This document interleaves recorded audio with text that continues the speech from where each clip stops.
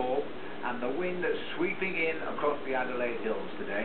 Yes, I think the riders are going to be happy with the slightly chillier conditions. We're below 30 degrees Celsius today, but it is the wind, I think, that's going to be the major factor, because it really is howling. You can see the flags there right in the start in Unley, but I have to say, for out on the course, it is roaring.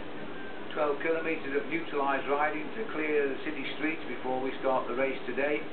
And in the ochre jersey for the first time is Alan Davis, but a very scant lead indeed. Just a few seconds over Graham Brown, no gain at all over second place Andre Grapel, and in fact right down to Lance Armstrong, who's 68 and only 23 seconds behind Davis. So there's nothing in it at all.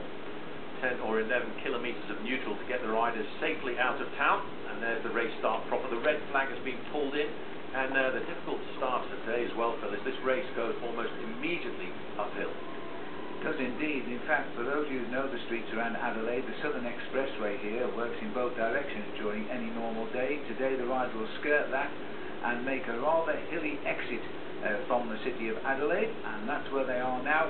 And straight away, and I think we expected this, the attacks are coming thick and fast. Well, that was a rider from Silence Lotto making the move at the front there. That was Tom Stubber, and I think everybody realises that if they can get over the top of this first climb of the day, we could really get the race completely and utterly split to pieces. About 5 or 6 riders now, Phil, starting to form at the front end.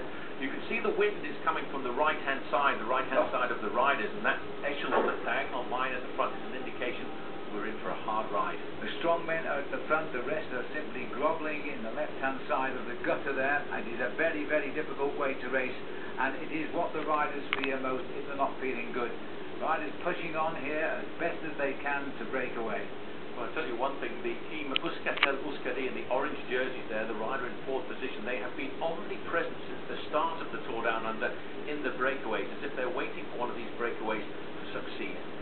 It looks as though we're getting a little move underway here. Quite a few riders getting themselves together as they try to close down the gaps.